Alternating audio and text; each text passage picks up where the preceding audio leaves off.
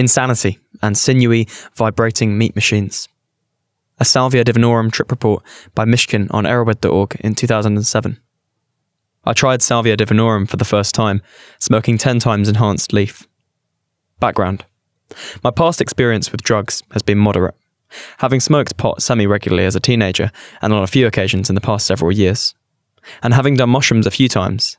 The last trip was pretty powerful, both mentally, looking at my life from a new perspective, and physically, feeling that I was becoming one with objects, compared to the mere body highs I had experienced on mushrooms as a teenager.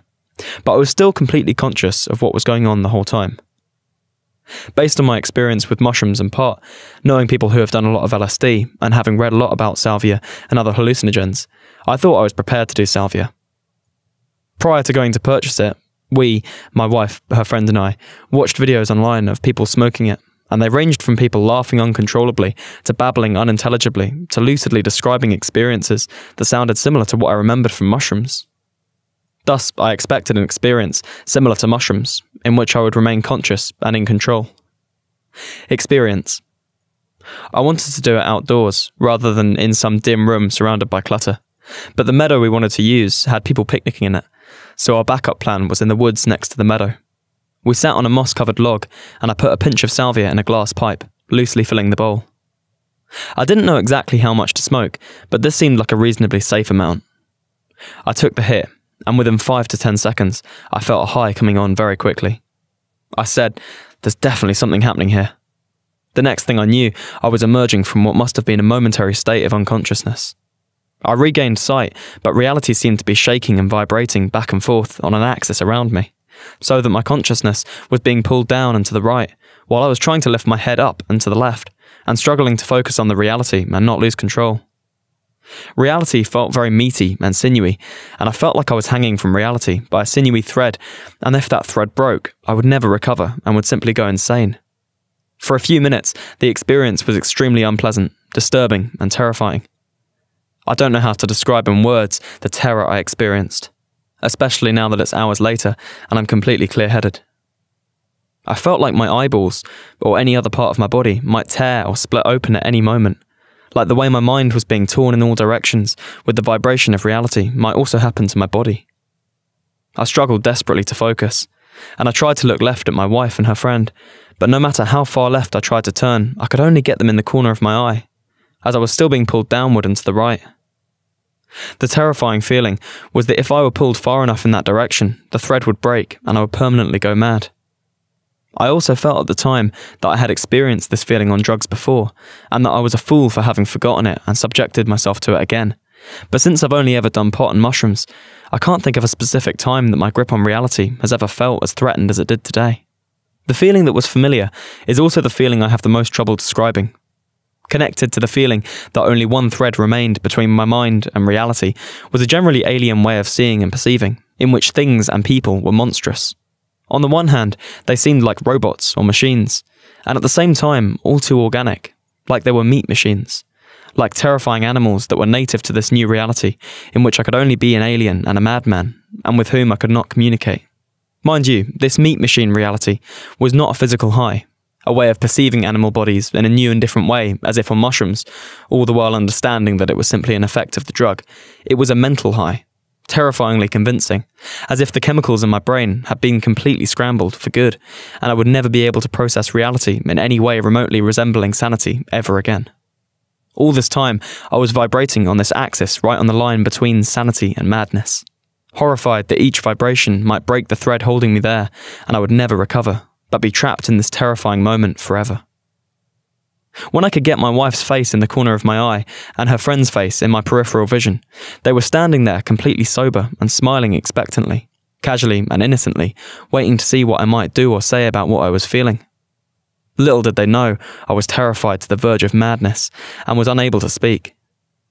Their smiles, with their mouths hanging slightly open in waiting, frustrated me terribly.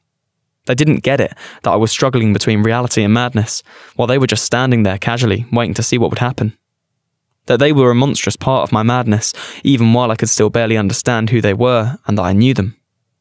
Later, when the experience was over, their casual smiling faces and the way it frustrated me at the time was the most haunting image that stayed in my mind. after what felt like a couple of minutes of struggling mentally, I was able to get out syllables of sound, trying to relearn how to speak. I was very confused about where I was and what was going on, since I seemed to have blacked out briefly between the onset of the high and the moment when I began to be conscious of my physical surroundings again. I had virtually no memories from before the blackout, and I couldn't remember why I was there. The range of my knowledge was extremely limited and primitive. I knew who I was with and that I was struggling to regain a grip on reality, but they did not understand. That was literally all I knew. For a time, I couldn't remember what I had taken, if I had taken anything, or why I had done it. It was like awakening after a years-long sleep, or being born even, to find myself in the situation I was presently in. I felt like an amnesiac and was terrified that all my memories had been deleted from my brain and would never be recovered. I managed to stand and I looked around me, trying to figure out more of the details of the situation I was in. I saw the pipe on the log, which confirmed only that I had taken something, not what or why. There were 2 pieces of tin foil we were using as screens for the glass pipe, and the presence of the foil felt very dirty, as if I was on a drug I ought to feel ashamed to be on, and that added to the unpleasantness of the situation. Finally, after a struggle with my memory banks, I remembered that I in fact deliberately smoked a specific substance, and that it was called Salvia. I remember pointing to the pipe and managing to get the word out, Salvia, the first word I had remembered how to speak. It was later confirmed to me that indeed I spoke only that single word. Now I was beginning to get a grip on the situation, but I was still extremely confused about the sequence of events leading up to the situation I was in, and what I was supposed to do next. I knew deep in my being that the drug I had just smoked was very, very bad, as it had just intensely threatened my sense of my own sanity, and not knowing then what I know now, I was still quite frightened that I would remain insane forever. I was beginning to get words out now, and I started telling them that this stuff was bad, not good, that I didn't understand where I was or what was happening, and that I needed to get out of the forest. I felt that the dim level of light in the forest had been responsible for my blacking out, that if I'd been somewhere better lit and with more to look at, I would have maintained more awareness of reality throughout the experience. I also still felt that all of reality was meaty and sinewy, and that I was attached to it, and that the forest with its twigs and pine needles was tearing at me, and that if I could get out, I could begin to recover and calm down. As we walked out of the forest, I was still trying to explain that the drug I had just done was very bad, and that I was very upset. But to my dismay, my wife and her friend didn't seem to understand the gravity of the situation that was so obvious to me, and they were saying that my wife's friend was going to smoke some now. That blew my mind. That after what I had just been through, they were acting and talking so casually, and saying that they were going to do it, even though I was telling them right then what horrible stuff it was. The problem was that they were still aware that we had come to the forest planning for the 2 of us to smoke it, me first and then her, whereas I was only working with the very limited knowledge that I had been able to put together since I had woken up in the forest 5 minutes earlier. The plan, that I had come here to do this on purpose, and that she was going to do it next, was very unclear to me. And their saying that she was now going to do it seemed crazy. We came out of the forest, and I saw the blue sky and clouds and trees, and I realised that I knew what they were and where I was, and that I was calming down. I still was not confident that I would ever return completely to normal. I felt like I might have killed large portions of my brain and might live the rest of my life as a mentally disabled person. I followed them across the grass, and they were looking for somewhere to sit so she could smoke it, which was still very upsetting to me. They came to an area and said, "This is a good place," and we sat down. At this point, I was recovered enough that I was rambling a lot about how upset I was, and how Salvia was really bad stuff, and that I would never do it again, and might never do any kind of drug again. And I was upset that no matter what I said, my wife's friend was still about to smoke the stuff anyway. Again, the main thing here was that I didn't understand that we had come there planning to do it, and that since they were still sober, they were still following the plan. Well, the plan was entirely obsolete as far as I was concerned, and I only knew that Salvia was terrifying and bad, and that I had just woken up in a forest on the godforsaken stuff in a state that I would never wish upon anyone. She proceeded to smoke it. Later, they told me she smoked half as much as I did, though I wasn't really paying attention at the time, as I was still coming to grips with reality myself. She basically said that she felt like someone was lifting the ground and tilting it to the side, and then she laughed hard for what felt like 5 seconds. And then it seemed like it was basically over for her. She said she loved it and would like to do it again. She was very casual about it. We sat there for a while longer while I kept rambling, unable to resist about what my experience had been like. Once I was recovered enough that I no longer felt insane or amnesiac, that I knew I was going to be okay, the after effect was much as I've read it to be, very soothing and serene for a half hour or so. I felt childlike and safe and happy and comfortable in the world. Perhaps it was simply the contrast of sober consciousness against the terror of 15 minutes earlier.